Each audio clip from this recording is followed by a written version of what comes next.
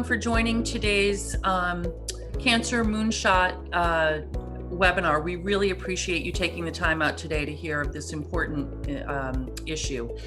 And again, last minute housekeeping as people are still coming in. If you have comments or questions, utilize the Q&A at the bottom of your screen under the Q&A section, or type in your comments in the chat and we will be able to see those.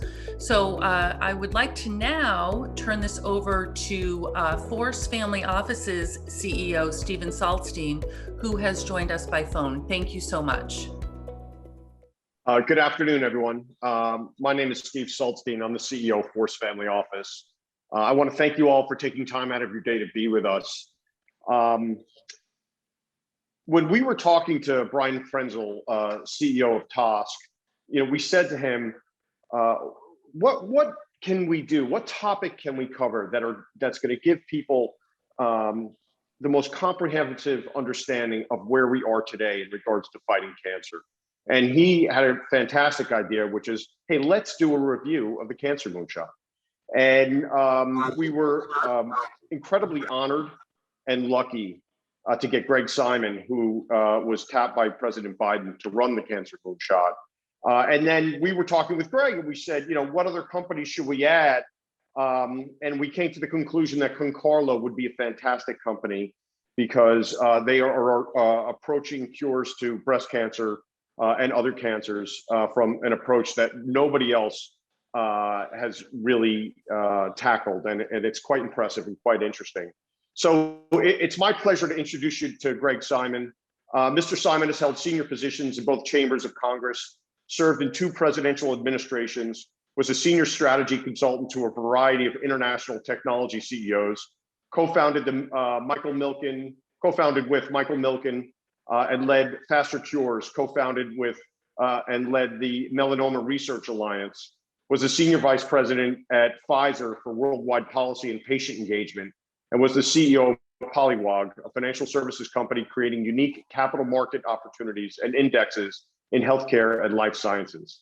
He has developed a reputation as a visionary strategist, a dynamic public speaker and writer, and as an expert analyst of emerging trends in healthcare, information technology, innovative drug research and development, and patient advocacy.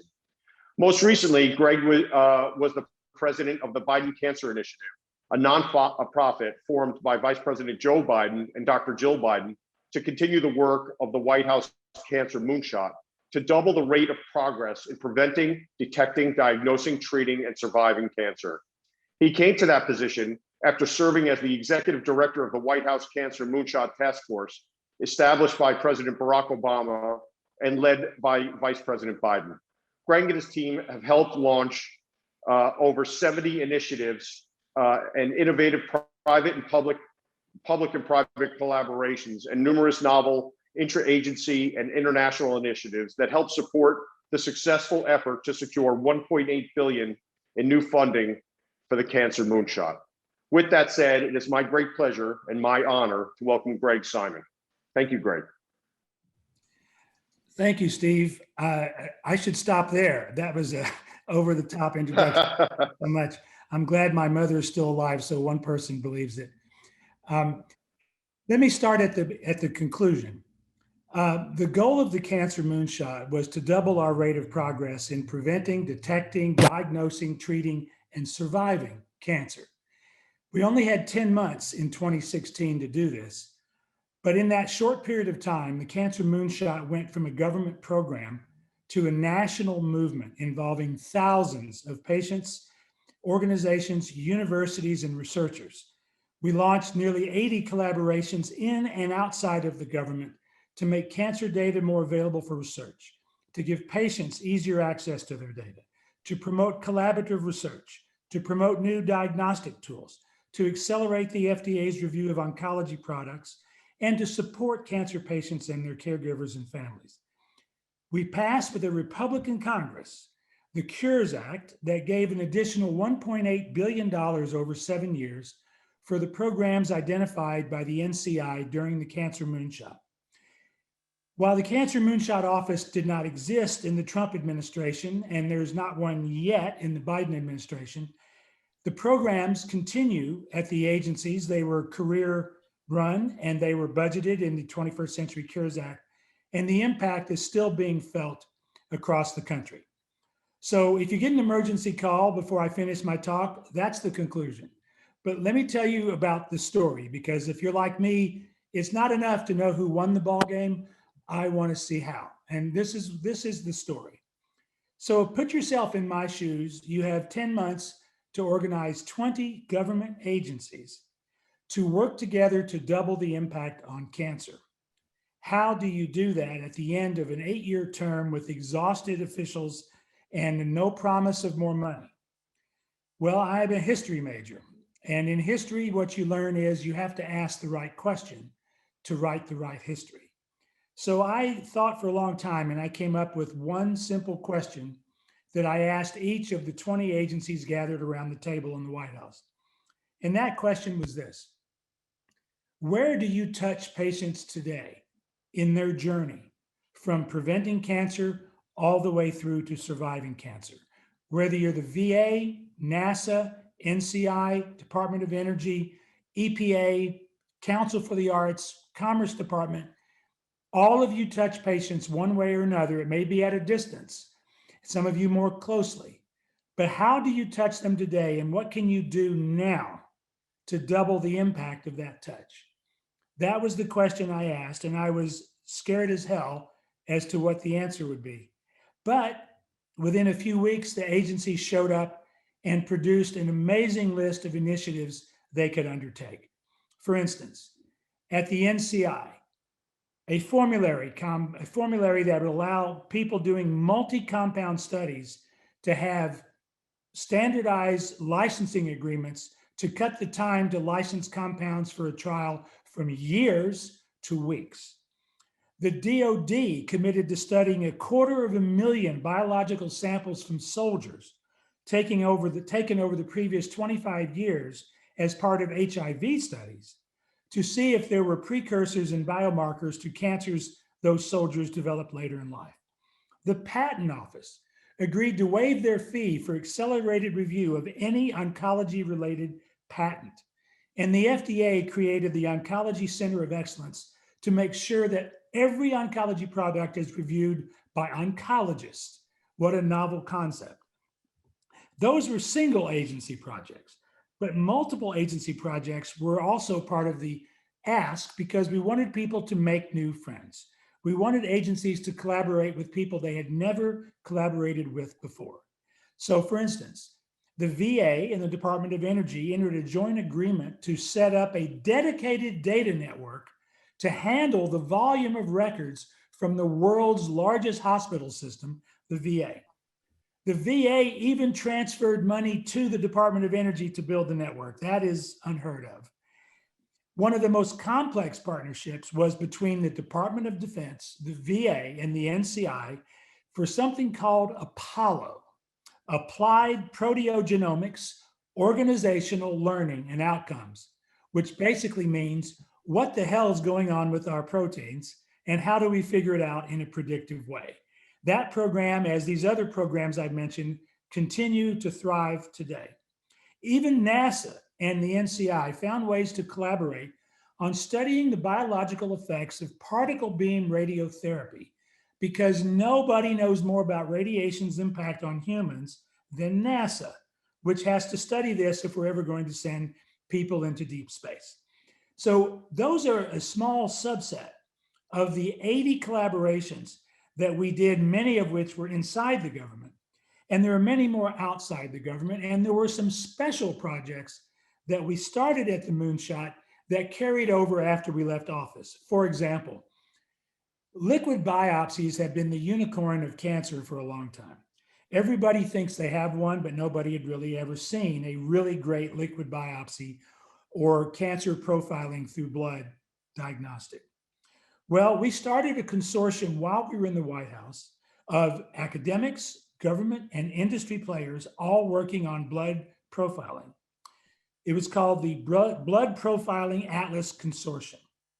And the reason it's called an atlas is because just like a geographical atlas, it tells you where things are and what means something and what doesn't. And that's the problem in liquid biopsies is you can find a lot of things, but what means something? That consortium continues today. It is a self-funded continuing consortium led by one of my colleagues from the Moonshot that has contributed to the enormous progress that we've seen in liquid biopsies over the last several years. One of my favorite outcomes of the Moonshot was the impact on taking care of families who face enormous expenses in cancer therapy.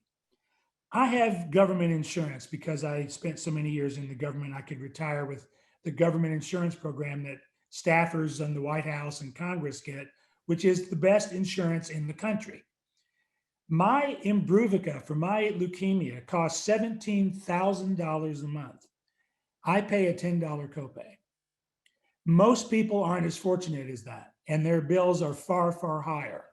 What do we do for them? Well, Family Reach is an organization in Boston that has been raising money for years to help cancer patients and caregivers pay their bills while they're undergoing cancer therapy. As a result of the CEO and founder, Carla Tardif, speaking at our first Moonshot Summit in 2016, she was able to change their reach from 2,700 families to over 8,000 families, convinced major banks to suspend mortgage payments without penalty for patients undergoing cancer therapy.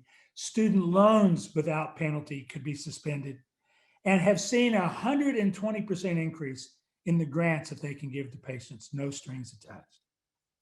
Similarly, the first cancer center in the Navajo Nation in Indian country was established as a result of work on the Moonshot with the cancer support community and the help of a couple of oncologists, a married couple from Maryland who agreed to move to Navajo Nation so that members of the Navajo tribe would not have to commute 500 miles each way to reach a cancer center.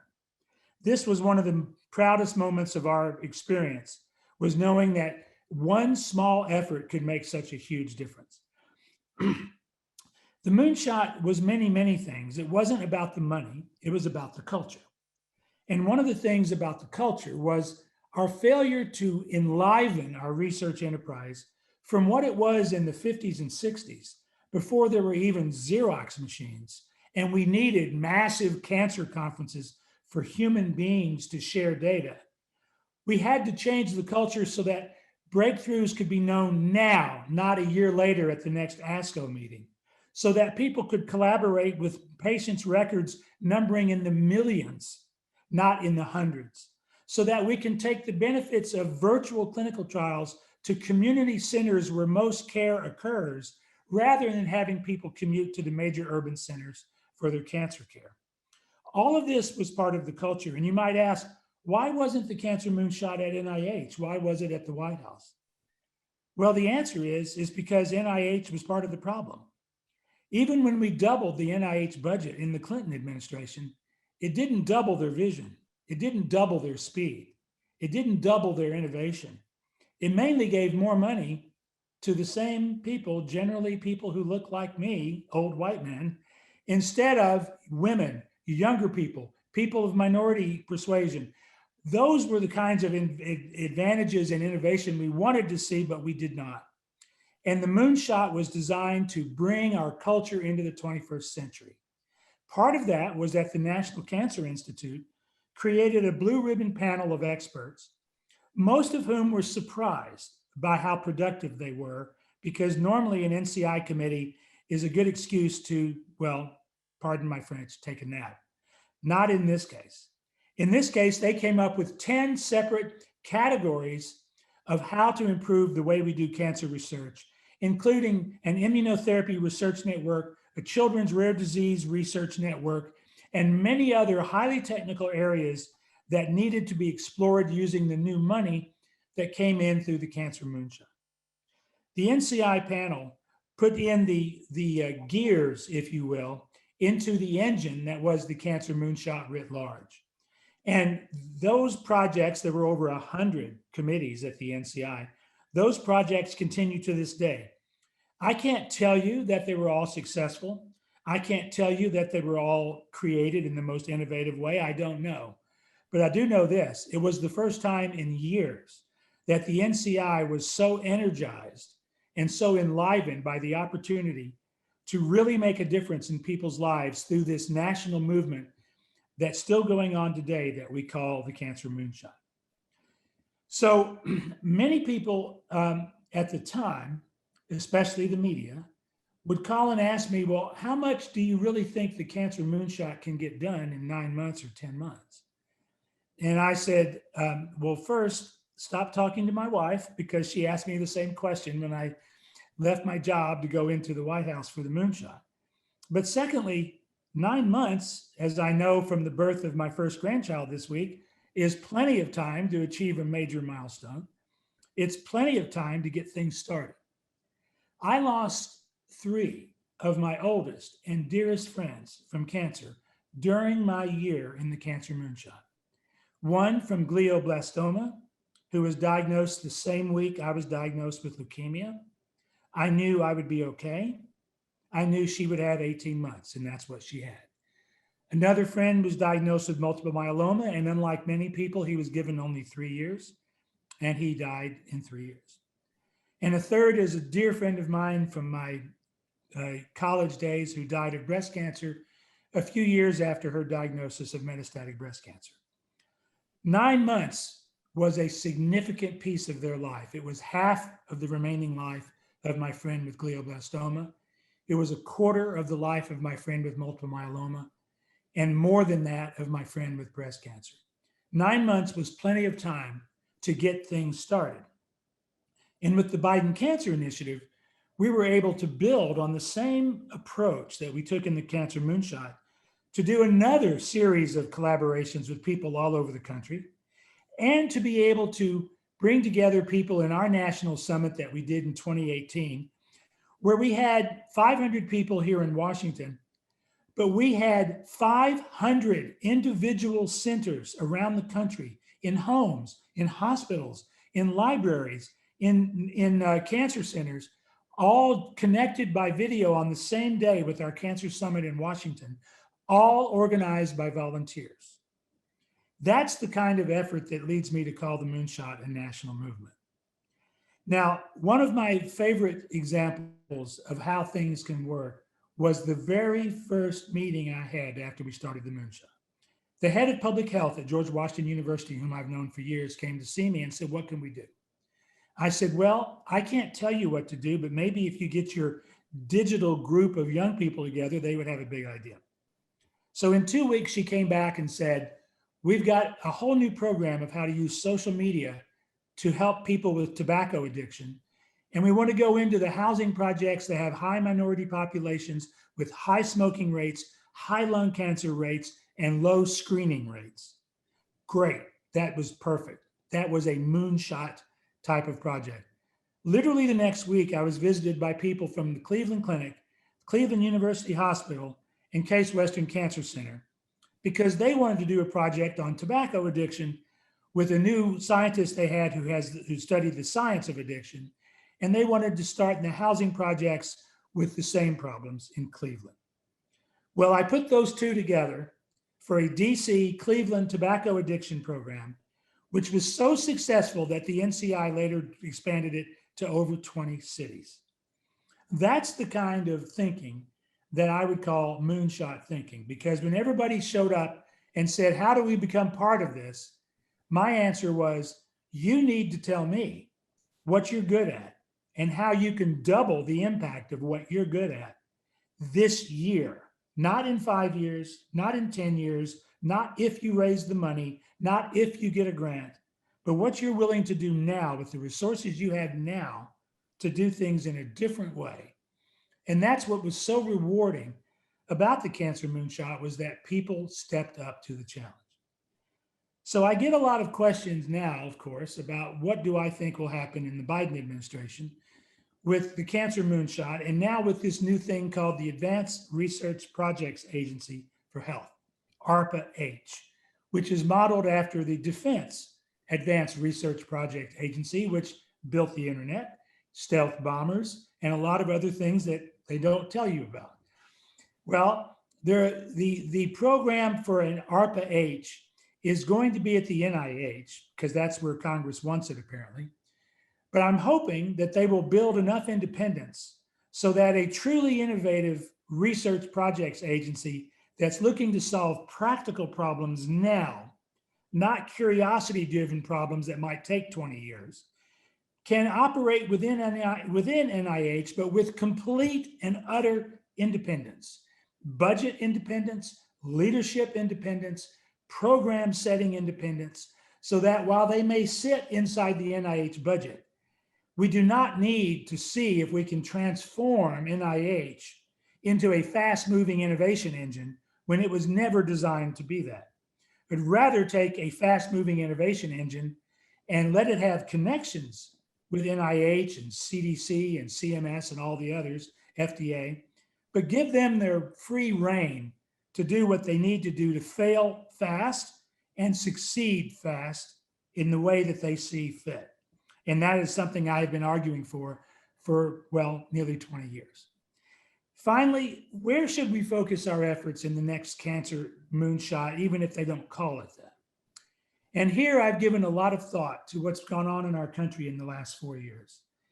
And this answer might surprise you, but I think that the goal and the absolute focus of our national effort in cancer and many other diseases, if not all diseases, should be racial and social justice.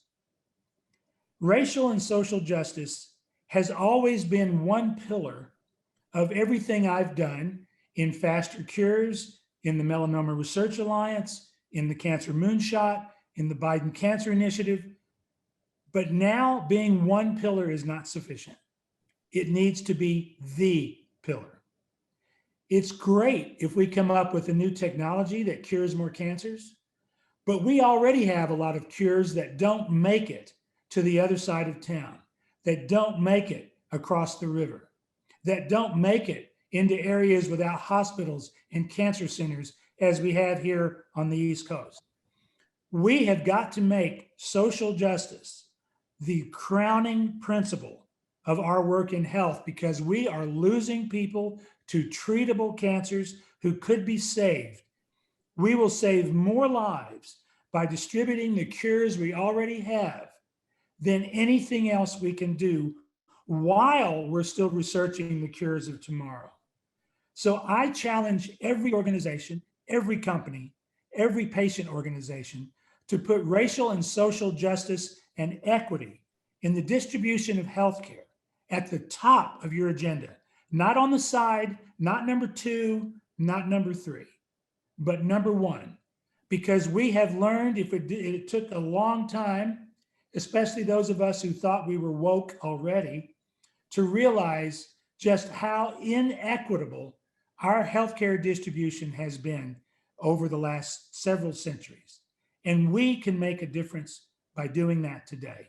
And I urge each of you to not only look how you can double your touch when it comes to patients, but how can we improve immediately the care we provide to all Americans, wherever they live, however they look, so that we can save lives from the wonderful science that we have funded. And now I'd like to turn to my colleagues on the panel and ask some questions of them with your indulgence. So I want to start with Stacy from Concarlo. And I want to ask you, and I'll ask Brian the same question in a minute, what is the unmet need that you are looking at? What is your approach to addressing that unmet need? And what is the hope? And then you'll get some harder questions later. Thank you. Thanks for that great summary as well about the Moonshot. I think it's really important to keep the Moonshot in the forefront of people's minds. So at Concarlo, we are interested in the unmet need of drug resistance. So we have, in the last 40 years in the oncology space, we have done a really good job of identifying a lot of targets and creating a lot of drugs. And we have actually extended the progression-free windows, and in many cases, the overall survivals for many cases. So we've done a really good job, but we can all acknowledge that we've only sort of addressed the tip of the iceberg, because we have a significant population of patients that become resistant to all of these new therapies. And, you know, you talked about losing your 3 friends, and they all died from metastatic drug-resistant cancer, right? So they had cancer that moved from the primary site to a secondary site or multiple secondary sites in their body, and that makes it more difficult to treat. And then it was probably also treated in the primary setting and had some degree of response, but then the patient essentially failed all of our standard care therapies. And so at Concarlo, we're really interested in that drug resistance state. What are the commonalities of drug resistance across all cancers in response to all targeted therapies? And can we use new targets that have not been easily tractable, easily druggable, and leverage in Concarlo's case, the power of our normal biology. And so use peptides to target these, we'd say, the holy grail targets of CDK4, 6, and CDK2. So to design a new class of drugs against these targets that can go in and deal with that drug resistant state to increase those remission windows, as well as those overall survival windows for not only our breast cancer patients, but also our pancreatic and our non-small cell lung and our melanoma. So we are really, I applaud my colleagues that have come before me that have created a lot of amazing drugs against a lot of amazing targets. But now at Concarlo, we're focused on the more difficult targets that deal with that resistant state. And that's how we think we're going to transform those overall survival and progression-free windows. Can you explain to the people who aren't versed in as much science as you about CDK and why that's important? Sure. So if we think about cell signaling as a funnel, and so every cell in your body has to decide every day whether it should divide or not. And that's really every cell in your body. So your liver cells, your intestinal cells, your skin cells. And there's a really good regulation system, sort of like this policeman system, making sure that we don't have a liver that's too big or a liver that's too small. And what happens during cancer is that regulation system goes awry. It gets screwed up, and we have cells in our tumor area that start proliferating and growing. And at its basic essence, cancer is a disease of that regulation system. It's the loss of that cancer, of that cell cycle regulation system. So if we think about that cell cycle regulation system as a funnel, there's the top and then there's the bottom. And if you think about a funnel, it's always easier to target or stop the flow of water at the bottom of the funnel than the top of the funnel, right? The funnel at the top is a really big surface area, a lot of areas for the things to sneak around, and the water's going to keep flowing. But at the bottom, it's a smaller area, and you can just pinch that in. So the proteins at the bottom of that funnel are 3 of them, CDK4 and 6 and CDK2. And we have been trying as a field to drug CDK4 and 6 and 2 effectively for 40 years, since the start of targeted therapy, since the first class of targeted therapy agents, Herceptin, came on the market. This was always what people wanted to do, but that's been difficult. In 2015, we were able to start drugging CDK4, but the problem was CDK2 was able to rise up and do CDK4's job and render those patients resistant. So we at Concarlo have a way to uniquely target CDK4, CDK6, and CDK2, block the bottom of that funnel, deal with that resistance, all those alternate ways that the water or the cell signaling can get down and drive that proliferation. We block at the bottom of the funnel and we deal with that back-end resistance. And so we like to think about CDK4, 6, and CDK2 as sort of the gatekeepers, the last resort before a cancer cell will continue to proliferate. And we get right in there at that bottom, and we've been able to do that. So that is really our uniqueness. I'd say our other unique aspect is that we are using a peptide to do this, which would maybe not be the first way to do this, but I would always argue, well, we've tried more traditional and perhaps more easier ways, and we have not been able to do that. So big problems require big thinking, and that's really where the Cancer Moonshot comes in, right? We're looking at the big problem square in the face, and we're bringing a really big way of doing this to bear. And so we're very excited, and we hope to have our first drug in our first clinical trial in 2 years. So we're very, very excited about that and excited to be here to talk about it. And can you briefly describe how the company got started? Sure. So I am an academic. I was trained at Princeton, Columbia Universities, and then the Memorial Sloan Kettering Cancer Center. And when I started that last vein of my training at Sloan Kettering, they had just discovered this protein called P27, which is a regulator of those CDK4, CDK6, and CDK2 proteins. And so I joined 20 some years ago at the initial discovery. And I've been thinking about P27, CDK4, CDK6, and CDK2 since that time. And we initially started this work just to understand how cells were going through this regulation process. Like, how do they make that decision to divide or not divide? And then when we figured that out, we discovered sort of this on-off switch. And we said, this is a way to turn aberrant cell growth off. This has applicability in cancer. And so 4.5 years ago, I essentially took an academic idea from my academic lab. I'm a professor at one of the state universities of New York. And along with my co-founders, I started Concarlo at one of the incubators in New York City. And we have taken this from this academic idea to a preclinical asset, and we're now in manufacturing. And we are, really excited about the trajectory to do our IND enabling work and actually get this into human patients. So this was mechanistic-based science. We were understanding how something was working and then leveraging the way the normal cell regulates itself. We said we can actually harness that. We can bioengineer it. We can make it better. We can make it more stable. We can make it commercially viable. And that's what we did. And that's how Concarlo was born. And we have initially focused on breast cancer. That's a large target market. The CDK4 inhibitors are there, but unfortunately about 40,000 women are still dying annually in the United States from metastatic breast cancer. And so there's a large potential. This is a large unmet need. Personally, these women, these are my sisters, my daughter, my mother, my friends. And we are a company of mostly women, just fortuitously. And we think about this all the time. As women, we think about breast cancer. We worry about getting it. Who do we know that has it? And we want to contribute to that. We want to change that conversation. We want to reduce that 40,000 number. And we think that we have a way to do that. Thank you. That's really helpful.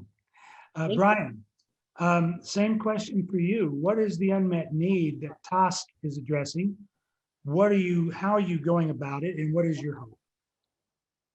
Well, Tosk is an unusual company, but one that is really front and center from the perspective of the Cancer Moonshot Blue Ribbon Panel Report, which came out in December of 2016. And we at Tosk were delighted to see that, because one of the unmet medical needs that's focused in the report is dealing with cancer therapy side effects. And the report indicated that virtually all cancer patients suffer from adverse effects of therapy. And in fact, a third suffer 3 or more bouts of serious side effects that can cause costly visits to emergency rooms or cause delays or cessation of cancer treatment. And yet, the treatment of side effects has typically been downplayed both in the research community and industry. Tosk was founded based on proprietary drug discovery methods to address this unmet medical need. And to date, we have developed 3 products which selectively block the side effects of widely used cancer therapies, including chemotherapy and radiation therapy. Again, the Cancer Moonshot program identified this and concluded that symptom management is not only essential to improving the quality of life of patients, but to ensuring patient adherence to treatment that will lead to improved therapeutic response and extended survival. There have been a number of attempts to address these problems over the years, typically attempts to re-engineer the existing drugs to take the side effects out, to target the drugs to particular cancer cells, coating the drugs with liposomes and other things to change the metabolism of the drugs. And frankly, these attempts really haven't worked. They may have a modest improvement. Oftentimes, they reduce the side effects, but they also reduce the therapeutic effect of the cancer. There are lots of palliative relief products out there to treat the symptoms of the side effects. The mucositis, for example, is a widely suffered side effect by cancer patients. And there's a whole constellation of drugs that treat the symptoms associated with mucositis. really nothing out there that addresses that at its source.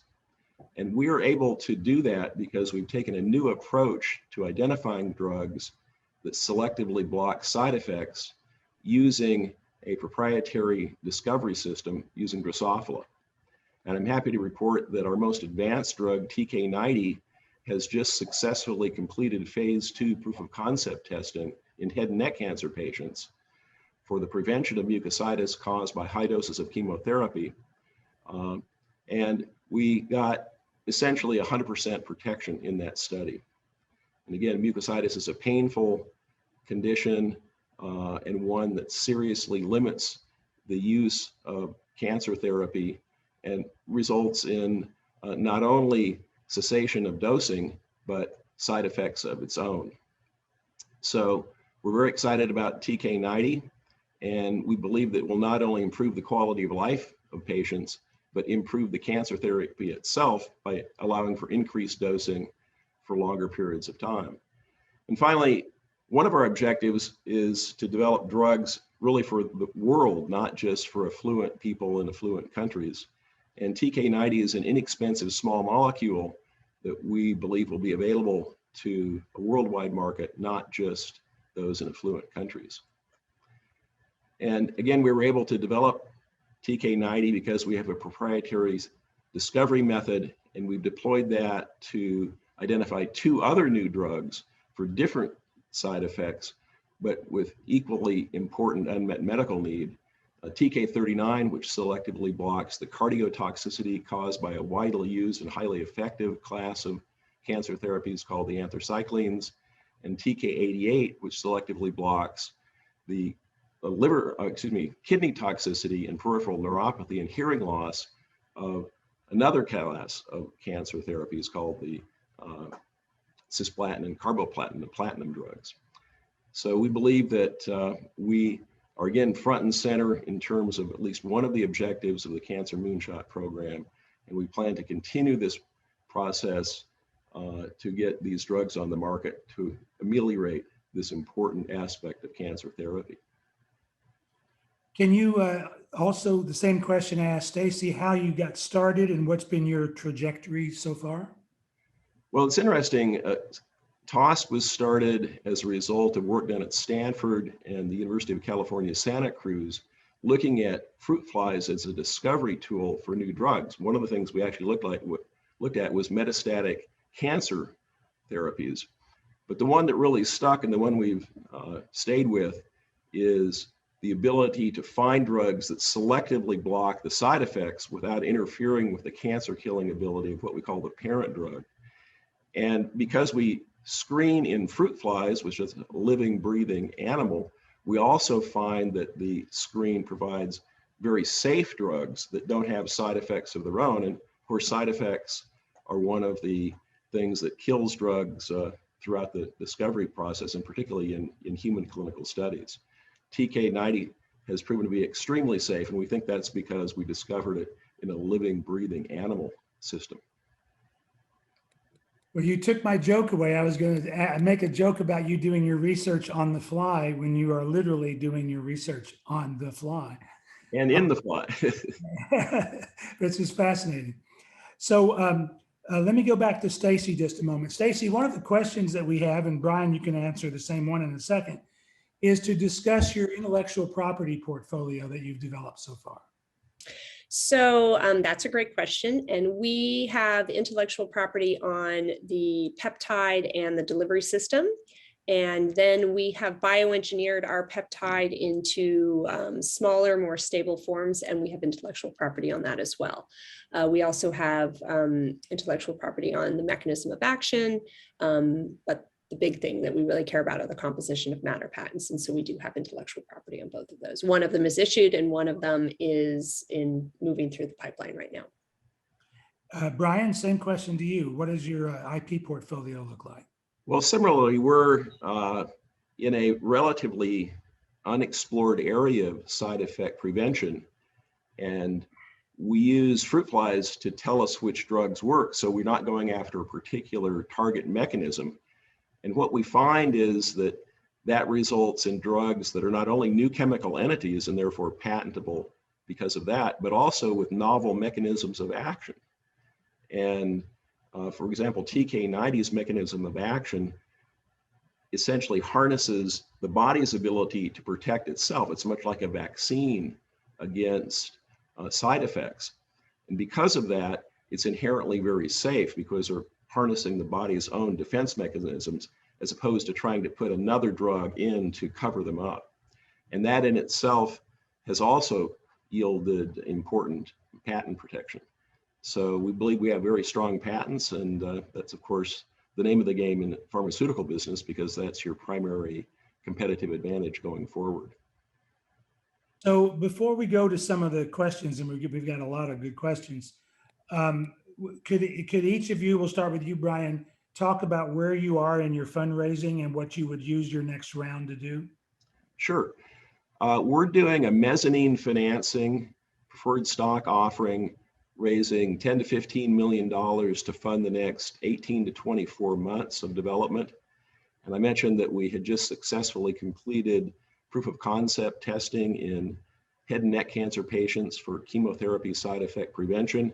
We'd like to take that program forward towards a registration by getting into a phase 2b/3 study, ideally a global study in 3 countries that would result in getting most of the way towards approval. We'll probably have to do another round of financing at the end of next year to finish that. We'd also like to take TK39, which is in the final stages of preclinical testing, into the clinic for cardiotoxicity side effect prevention and move the other programs along through the research pipeline. We think that if we can do that, we can create a lot of value with this mezzanine financing and perhaps achieve an exit for investors in that 18 to 24 month time frame. Stacy, same question. So our goal is we're raising $15 million right now, and it's a convertible note with a 20 to 25% discount. And we will use that to finish our CMC, our manufacturing, and our safety tox work for our lead, which is called IPY20. And then we will, with IND in hand, we will also go and do our first human patient dosing, our phase 1 and our phase 1b expansion cohort in Australia. The goal being that we think that that would be a big value lift for the company. We will show that the drug is safe for human use. And since we will be treating oncology patients, either HR positive metastatic drug resistant breast cancer patients, or we'll also include some ovarian, triple negative breast cancer, as well as metastatic melanoma or non-small cell in our trial. And so we may see some efficacy signal even in that expansion cohort. That would be the big value lift for the company. And at that point, we would either come back and raise the rest of the money for our 2A trial or partner with strategics at that point. We do have a lot of faith that partnering with strategics may be the right way to get our product to market faster. I think that Big Pharma has, and we all would attest that in the last year, they have demonstrated that they can take assets and test them and package them and distribute them very fast, as we all have Pfizer and Moderna vaccines in our arms. And so our goal is to really get our product into patients as fast as possible. And so that might be the right strategy for Concarlo, is once we have some human data in hand to actually exit or partner with strategics. So we have a pretty clear glide path at this point. Our manufacturing roll right into our safety tox IND enabling. And so we really, it's time and money. And so that's also where the Moonshot philosophy comes in, right? Is to do 10 years of work in 5 years' time. So we would love to raise this money so that we can just glide through this path and get into patients as soon as possible. Thank you. That's a great segue into one of the first questions I want to ask. And Linnea from Gilda's Club, please feel free to weigh in on these questions because these affect us as patients as well. A question from Don Peppers. As a layman, it seems to me the requirements involved in testing new therapies are often over the top and interfere with rapid innovation. The Warp Speed initiative to find a COVID vaccine illustrated what we could do quickly if some of those testing requirements are relaxed in a deliberate and careful manner. What lessons could we take from COVID that might help us speed up progress in preventing, treating, or curing cancer and other diseases? Any of you? Well, I think that there are mechanisms in place at the FDA for accelerated approval. The bar to getting into those is quite high. For example, breakthrough therapy gives you a chance to get approval in a single 2B3 study when it would typically take a 2B and one or more phase 3s. I think moving the bar down a little bit to make it easier to achieve that breakthrough or accelerated approval status would be a wise thing, and they are pretty protective of it these days. So I think that would help a lot. Obviously, that happened with tremendous pressure from the White House and elsewhere for COVID, and a little bit of that for breakthrough cancer therapies would be, I think, equally useful. Yeah, I would agree with that. I mean, I think that we have a lot of different stratifications from the FDA and the oncology field, but we need to be constantly refining that and recognizing that, 20 years ago, clinical trials didn't necessarily benefit the patient in the trial, right? I think you entered into a trial assuming that probably the time frame wasn't going to necessarily affect your own cancer. And that's not really the case now. We have a lot of patients that cycle in and out of trials on a regular basis. So I think we need to recognize that this is a part of the care for many of our patients, and we need to be really receptive. If we see responses, we need to have mechanisms to get those more universally approved.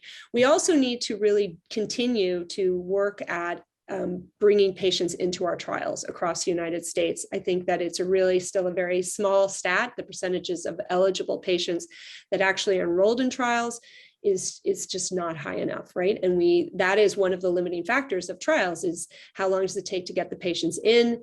How many sites do you have to recruit at? That adds to the expense of running the trial. The more sites, more money. So if we had a better network to get patients into trials at a very rapid clip, if we could evaluate that data very rapidly, and recognize that these patients, particularly in oncology, are very sick. They're entering into these trials because they have they're no longer benefiting from standard of care. And so they are very brave and they're putting themselves out there. And we, at the other end of the spectrum, we need to be moving just as fast as they need us to. So I think there are many things that could be done. I think that COVID has shown us what's possible. And we, as a field, as both the researchers, the oncologists, clinicians, the regulators, we need to really keep the pressure on it and really say, look, we know what we can do. We need to do this because our patients that are dying from cancer are just as important as our patients that were dying from COVID. To Stacy's point, I just want to say that one of the things that the Moonshot Initiative has done very well is engaging patients more thoroughly in the process. And I think that with things like NCI Connect and making sure that there are opportunities available to those patients, it's important for them to understand exactly what they're getting into. There are a lot of decision-making processes that have to take place on a personal level in order to ensure that the choices that they're making are going to be the correct ones for themselves and their families. And I think, yes, having opportunities and options available and moving things quickly is important, but we have to make sure that we are not pushing people into things more quickly than would be appropriate for their safety and for their longevity. We have a lot of people who are surviving cancers much longer than what we've ever had in the past. And regardless of the clinical trial piece, making sure that we're taking care of those families and individuals is incredibly important. So we don't want to lose sight of that. Thank you.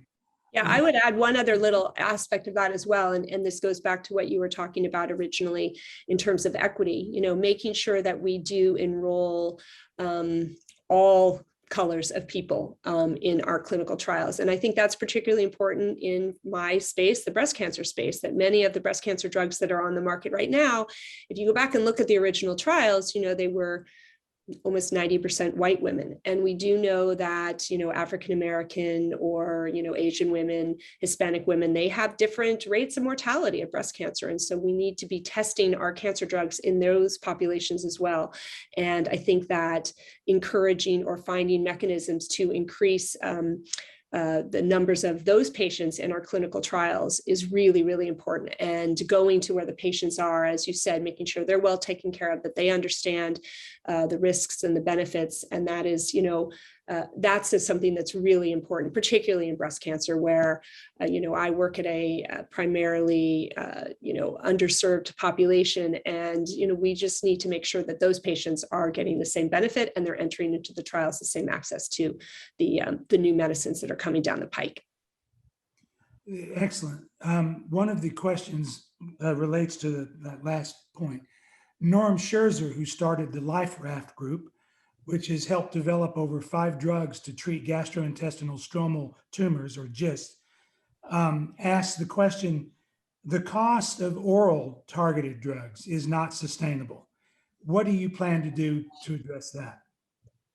The cost of all drugs is an issue, right? I mean, and that is, it takes a long time to develop them. So that's why they end up being so expensive, but we have to find ways to bring the cost down to make it more,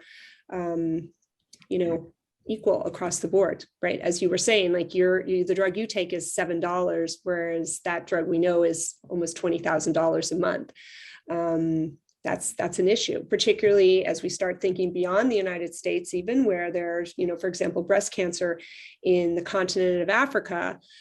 They don't even have the testing that we have here in the United States. In the United States, we test all 270,000 women that are diagnosed with breast cancer for ER status. They don't do that routinely in many places in the continent of Africa. So they're treating women that are ER positive with old school chemo that we would never use in this country. So, we have to rethink all of those issues. That's probably above my pay grade, but it is a big problem.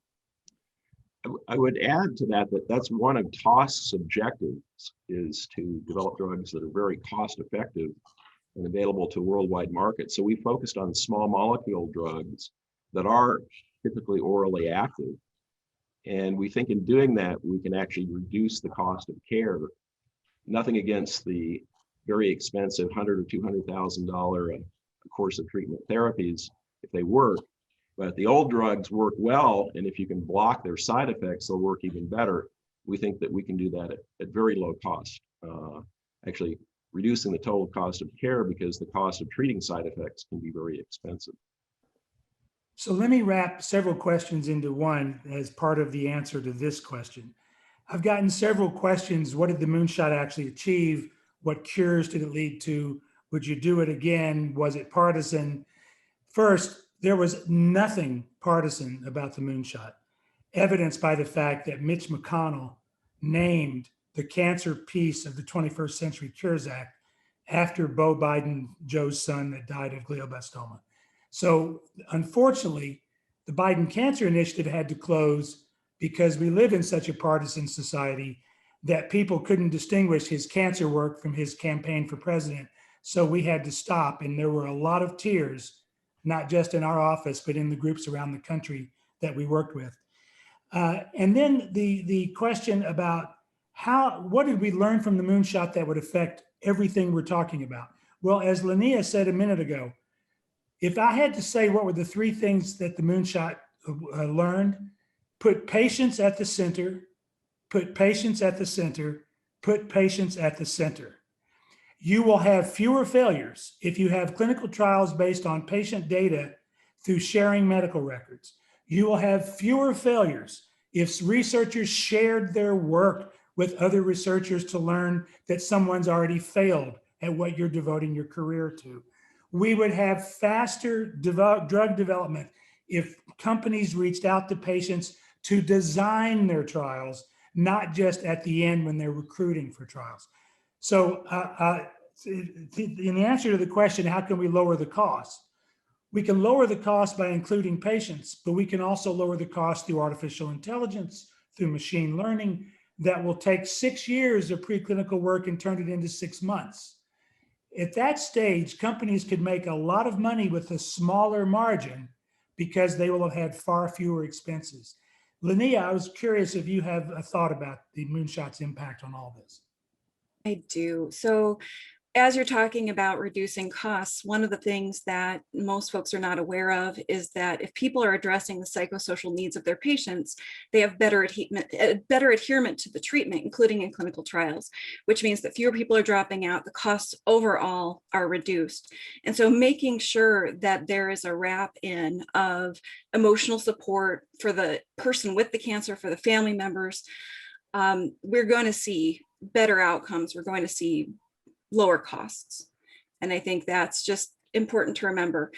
One of the things, as I mentioned, that the Moonshot Initiative has done very well is pulling in patient and advocacy groups. I think that improving communication, making sure that those groups are at the table and have a voice is incredibly important, and can only help to improve processes moving forward because patients need that voice.